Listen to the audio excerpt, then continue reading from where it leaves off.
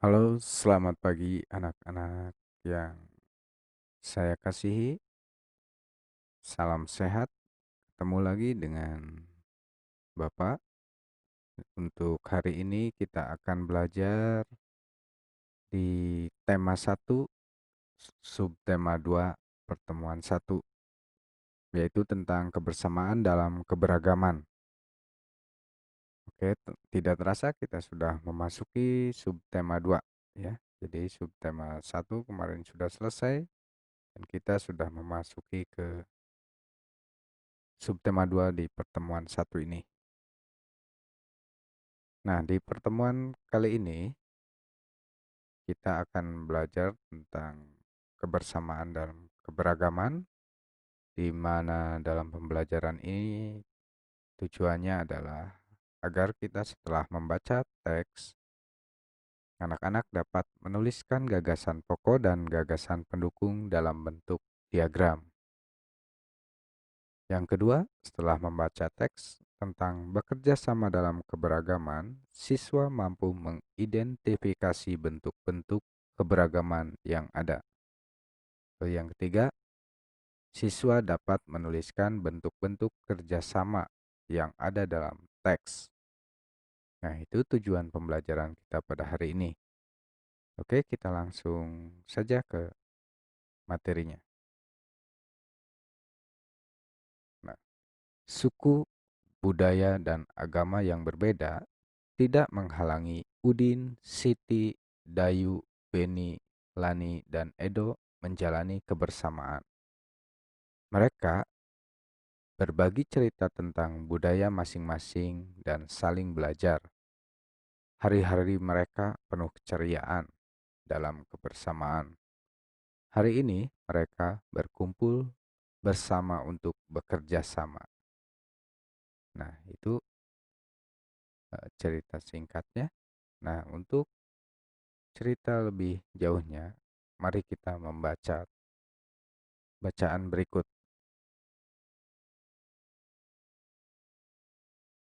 Nah, bacalah teks berikut dengan cermat. Judul teksnya, Bekerja Sama dalam Keberagaman. Oke, kita baca mulai dari paragraf 1 sampai paragraf ketiga. Edo dan kelima temannya mendapat tugas untuk melakukan percobaan tentang bunyi. Sepulang sekolah mereka berkumpul di rumahnya. Setiap orang sudah menyiapkan peralatan yang dibutuhkan. Lani dan Siti membawa beberapa kaleng yang sudah dilubangi. Udin dan Beni membawa benang kasur. Mereka berkumpul di halaman depan rumah. Keenam sekawan siap bekerja sama melakukan percobaan. Saat percobaan akan dimulai, tiba-tiba terdengar azan. Siti dan Udin meminta izin teman-temannya untuk sholat. Teman-temannya mengizinkan mereka untuk melakukan ibadah. Edo meminjamkan ruang makannya untuk digunakan Siti dan Udin sholat. Meskipun Edo beragama Katolik, ia tidak keberatan rumahnya dipakai untuk sholat. Beni yang beragama Kristen, Dayu yang beragama Hindu, dan Lani yang beragama Buddha menunggu dengan sabar temannya beribadah. Keenam sahabat selalu menghargai satu dengan yang lain. Tiba saatnya keenam sekawan melakukan percobaan. Setiap orang menunjukkan tanggung jawabnya dalam bekerja. Tidak ada satupun di antara mereka yang duduk diam atau memberi perintah saja. Semuanya ikut bagian dalam percobaan. Saat Dayu membutuhkan pertolongan, memotong benang, Udin datang membawakan gunting. Saat Edo kesulitan menalikan benang di kaleng, Siti ikut membantu. Keenam sahabat bekerja sama dengan semangat. Mereka hidup rukun, saling membantu meskipun berbeda agama. Nah, itu bacaan tentang bekerja sama dalam keberagaman. Ya, sangat rukun sekali ya mereka. Nah, ini patut kita contoh dari cerita yang tadi kita baca, ada nilai-nilai baik yang bisa kita contoh dari kehidupan mereka berenam dalam berteman. Nah, dari bacaan ini kita akan belajar tentang menentukan gagasan pokok dalam bentuk diagram. Nah, di minggu sebelumnya kita sudah belajar cara menentukan gagasan pokok dan gagasan pendukung. Nah, pada kesempatan kali ini kita akan belajar bagaimana sih kalau kita menampilkan gagasan pokok dan gagasan pendukung itu ke dalam bentuk diagram. Nah, anak-anak tahu tidak diagram itu seperti apa? Ya, diagram itu berbentuk seperti dalam bentuk gambar ya, gambar-gambar. Nah, untuk yang contoh saat ini nanti akan dalam bentuk gambar seperti peta pikiran. Nah, bagaimana sih bentuknya? Oke, nanti Bapak akan berikan contoh. Nah, kita masuk ke yang pertama di paragraf 1. Nah, gagasan pokok dan gagasan pendukung bisa kita lihat pada setiap paragraf. Oke, di paragraf pertama, Bapak tampilkan dulu teksnya. Edo dan kelima temannya mendapat tugas untuk melakukan percobaan tentang bunyi. Sepulang sekolah, mereka berkumpul di rumahnya. Setiap orang sudah menyiapkan peralatan yang dibutuhkan. Lani dan Siti membawa beberapa kaleng yang sudah dilubangi. Udin dan Beni membawa benang kasur. Mereka berkumpul di halaman depan rumah. Keenam sekawan siap bekerja sama melakukan percobaan. Nah, ini paragraf pertama. Nah, seperti di minggu sebelumnya, bahwa kalau kita akan menentukan gagasan pokok ataupun gagasan pendukung, kita harus membaca teks itu dengan cermat, lalu kita harus amati satu persatu kalimatnya. Baru nanti kita akan bisa menentukan yang mana gagasan pokoknya dan apa gagasan pendukungnya. Oke, dari paragraf ini kira-kira apa ya? Atau yang mana dulu nih sebelum menentukan gagasan pokok? Yang mana dulu nih kalimat utamanya? Ada yang tahu? Coba kira-kira kalimat mana nih yang jadi kalimat utama? Nah, yang jadi kalimat utama di paragraf ini adalah keenam sekawan siap bekerja sama melakukan percobaan. Nah, ini kalimat utamanya. Tapi ingat, tidak semua gagasan pokok itu dari kalimat utama.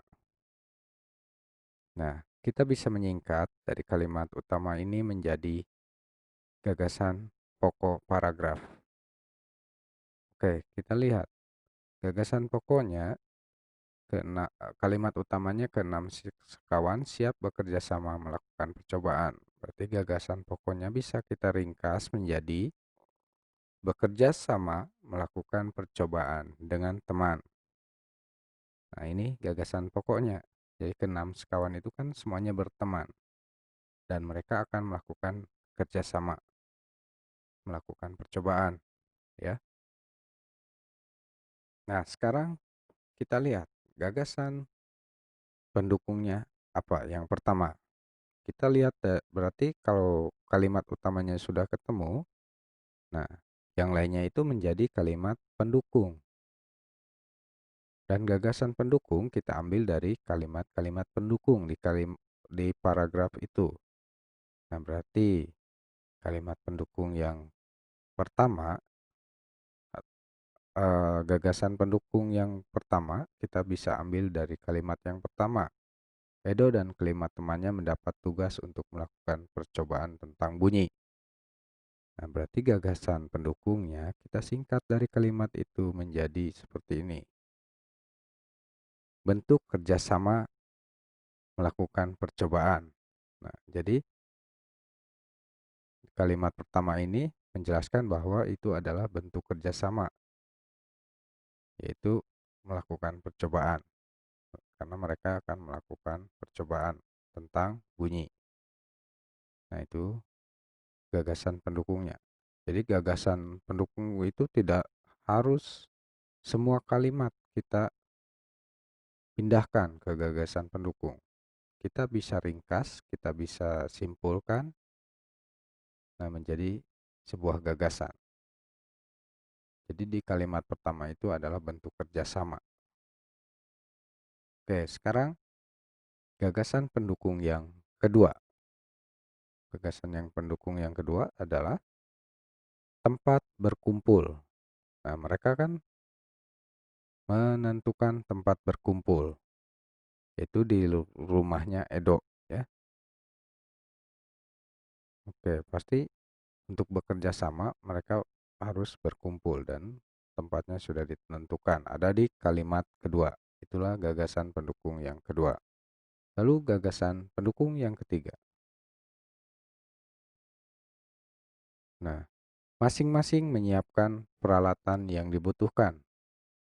Nah, gagasan pendukung yang ini bisa dirangkum atau disimpulkan dari kalimat yang lainnya, yaitu tadi setiap orang sudah menyiapkan kebutuhan.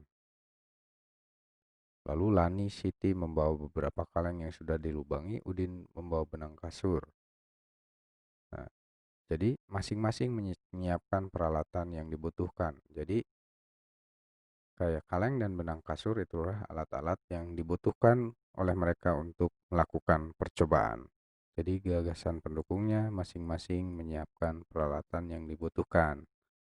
Nah, ini kita sudah menentukan dari paragraf 1 ini sudah ditemukan gagasan pokok dan gagasan pendukungnya.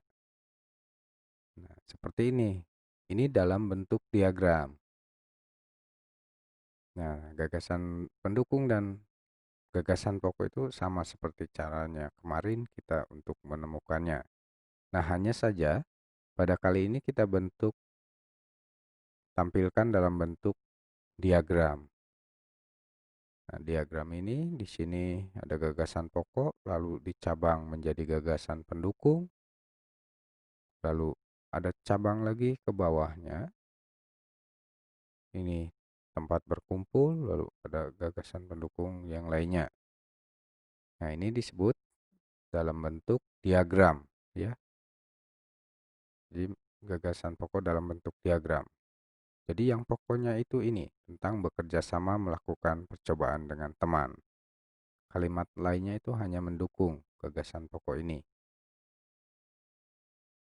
Oke, mengerti? Ini contoh yang pertama. Nah, berikutnya kita akan coba lagi membuat diagram tentang gagasan pokok dan gagasan pendukung di paragraf yang kedua. Oke, paragraf yang kedua. Nah, seperti sudah dipelajari bahwa kita harus membaca dengan cermat paragraf tersebut. Jadi pasti kita kalau mau mendapatkan gagasan pokok dan pendukung harus membaca paragraf itu dengan baik. Nah, saat percobaan akan dimulai, tiba-tiba terdengar azan. Siti dan Udin meminta izin teman-temannya untuk salat. Nah, teman-temannya mengizinkan mereka untuk melakukan ibadah.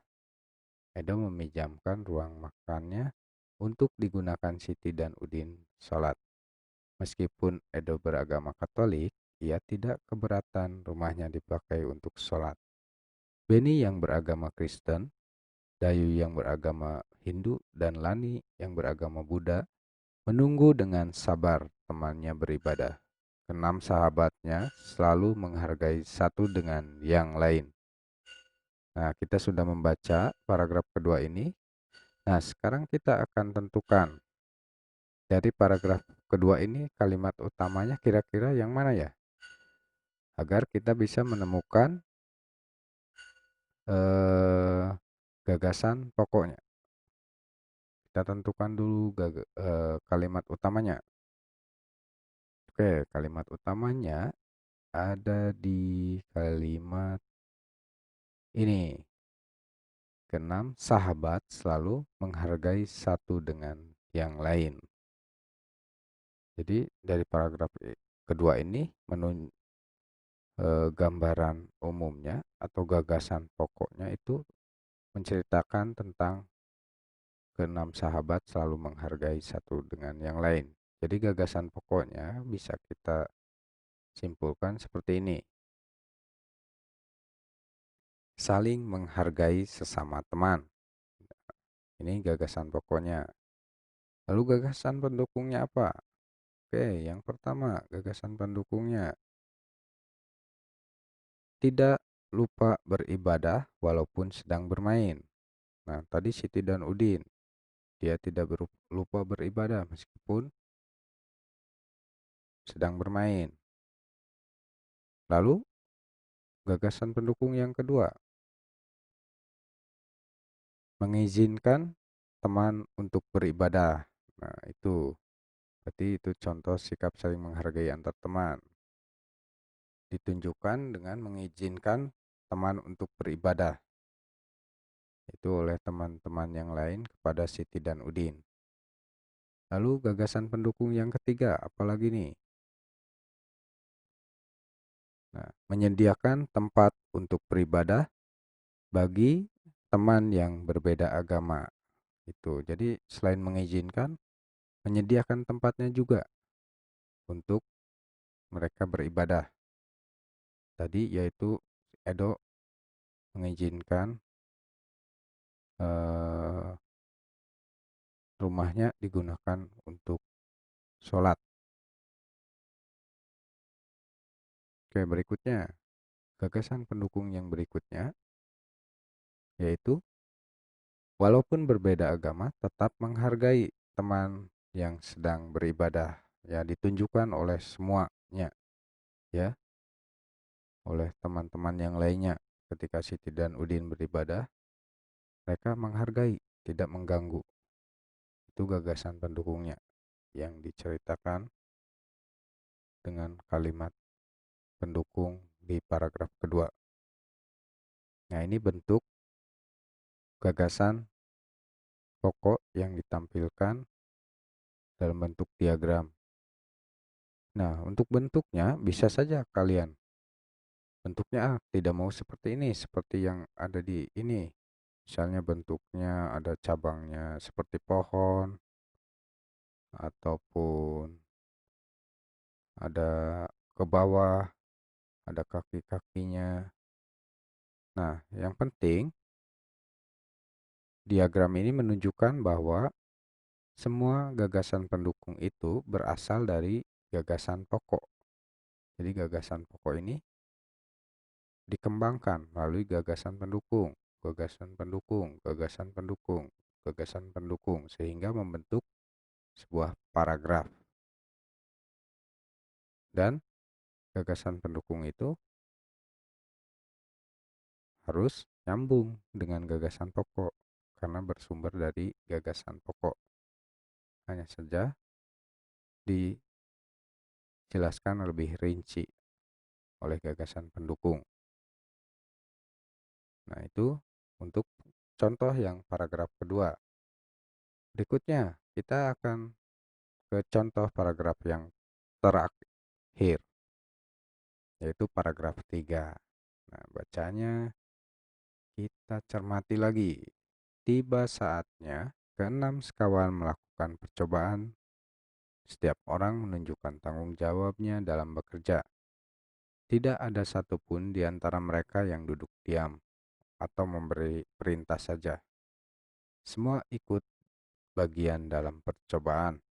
Saat Dayu membutuhkan pertolongan memotong benang, Udin datang membawakan gunting. Saat Edo kesulitan menalikan benang, di kaleng, Siti ikut membantu. Keenam sahabat bekerja sama dengan semangat. Mereka hidup rukun, saling membantu meskipun berbeda agama. Oke, di paragraf ketiga ini kira-kira yang mana ya kalimat utamanya? Pasti sudah tahu ya, gampang.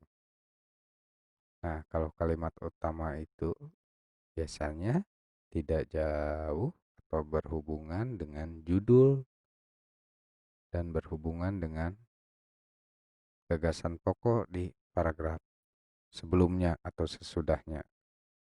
Jadi, kira-kira yang mana nih? Oke, jadi kalimat utamanya dulu kita tentukan, yaitu mereka hidup rukun, saling membantu meskipun berbeda agama. Nah, dari kalimat utama ini, kira-kira gagasan pokoknya apa? Kita bisa ringkas, kita bisa simpulkan menjadi hidup rukun saling membantu meskipun berbeda agama. Itu gagasan pokoknya, lalu dikembangkan oleh gagasan pendukungnya. Yang pertama gagasan pendukungnya adalah melakukan percobaan bersama. Ya, itu contoh hidup rukunnya. Lalu gagasan pendukung yang kedua, masing-masing bertanggung jawab dalam bekerja. Lalu gagasan yang ketiga, semua bekerja sama dengan semangat. Lalu gagasan pendukung yang keempat, semua saling membantu teman yang mengalami kesulitan. Nah, jadi sudah bisa kan cara menentukan gagasan pokok, gagasan pendukung, dan menampilkannya dalam bentuk diagram. Oke, ini dari semua paragraf sudah kita buat diagramnya. Nah, sekarang dari diagram ini, nanti kalau kalian ada tugas ataupun ada soal, harus bisa membuat gagasan pokok dalam bentuk diagram seperti ini. Kalau bentuknya boleh bermacam-macam ya. Ini hanya salah satu contoh saja. Misalnya kalian lebih suka yang jenis lain, boleh. Yang penting kalian memahami bahwa sumber dari gagasan pendukung itu adalah pengembangan dari gagasan pokok. Nah, itu tadi contoh menampilkan gagasan pokok dalam bentuk diagram. Sudah mengerti semuanya? Semoga bisa mengerti ya. Dan nanti kalian harus bisa mencoba. Oke. Nah, dari penjelasan Bapak dari awal, nanti Bapak juga akan memberikan tugas ya sesuai dengan apa yang tadi Bapak sampaikan. Oke, tugasnya sebelum kita ke membuat diagram tadi, nah ada tugas yang pertama. Tugasnya baca kembali teks bekerja sama dalam keberagaman. Jadi teks yang tadi baca ulang. Nah, untuk teksnya nanti Bapak akan share di Google Class atau di Google Classroom dalam bentuk PDF. Jadi teksnya nanti akan ada, silahkan kalian baca, ulang, cermati, bisa berulang-ulang untuk menjawab pertanyaan yang ada di sini. Ada 5 pertanyaan, kalian harus menjawabnya. Dan ini pertanyaannya gampang karena kita tadi sudah membaca teksnya. Yang pertama, apa bentuk keberagaman yang ada dalam teks? Jadi apa saja tuh keberagaman? Tahu keberagaman? Tahu dong ya. Keberagaman itu jadi perbedaan-perbedaan apa saja. Nah, itu gampang. Nah, nanti silahkan jawab di buku tulis. Lalu berikutnya tuliskan contoh sikap mereka dalam menghargai keberagaman. Jadi silahkan dituliskan contoh sikap yang ditunjukkan oleh mereka dalam menghargai keberagaman. Karena kan tadi kita sudah tahu ada keberagaman. Lalu sikap mereka itu bagaimana sih? Silahkan tulis. Lalu yang ketiga, tuliskan bentuk kerjasama yang mereka lakukan. Nah, kerjasama apa saja sih yang tadi diceritakan? Gampang sekali itu. Oke, sekarang yang keempat, sikap-sikap apa saja yang dibutuhkan saat bekerja sama dengan teman. Jadi kalau kalian bekerja sama dengan teman, dengan kelompok, biasanya sikap-sikap apa saja yang dibutuhkan? Gampang ya? Silahkan tuliskan.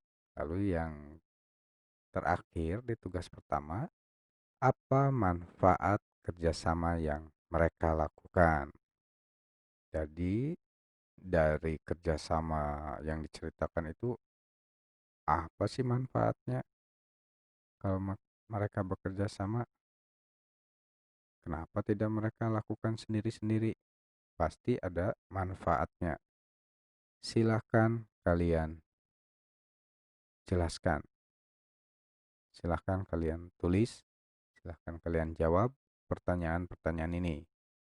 Nah, oke. Itu 5 pertanyaan di tugas pertama. Oke, sekarang kita lanjut. Ada tugas berikutnya. Tugas yang kedua. Nah, tugas yang kedua, silakan anak-anak buka buku Bupena halaman 26.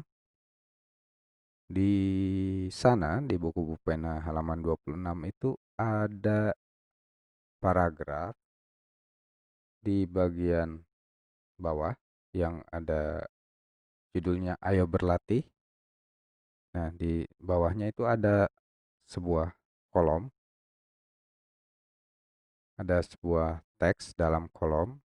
Silahkan kalian baca paragrafnya, lalu tuliskan gagasan pokok dan gagasan pendukungnya ke dalam bentuk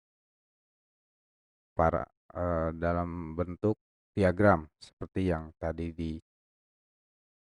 kita lihat dan sudah Bapak jelaskan. Silahkan bentuknya boleh bermacam-macam, boleh seperti yang ada di buku Bupena, boleh. Silahkan kalian kalau mau bentuknya seperti itu. Boleh juga kalau misalnya ada bentuk lain, boleh. Silahkan. Silahkan kalian buat sesuai dengan yang kalian sukai. Yang penting kalian tahu, kalian paham untuk eh, pembuatannya ya. Jadi arahnya kemana itu harus tahu ya, harus sesuai. Nah, semua tugas, tugas satu dan tugas 2, silahkan kalian kerjakan di buku tulis tematik. Hasilnya difoto dan dikirim ke Google Classroom seperti biasanya ya. Nah, Bapak mengingatkan lagi, saat kalian menjawab, saat kalian menuliskan jawaban, tulisannya harus rapih ya, agar Bapak bisa membacanya, lalu bisa menilainya. Oh, betul tidak jawabannya? Jangan sampai jawabannya sudah betul, tapi karena tulisannya kurang rapi, kurang jelas, sehingga tidak terbaca oleh Bapak dan dianggap salah. Nah, itu saja tugas dari Bapak. Dan mudah-mudahan materi yang disampaikan pada video ini bisa kalian pahami dan kalian bisa mengerti lalu bisa mencoba untuk mengerjakan tugas-tugas yang diberikan. Nah, jangan lupa juga tugas matematika yang sudah diberikan dan disampaikan melalui Zoom, ya. Dikerjakan ya. Ingat, tetap semangat meskipun kalian belajar dari rumah. Nah, itu saja yang Bapak sampaikan. Sekian dan terima kasih. Tetap semangat belajar di rumah. Tuhan memberkati. Salam sehat.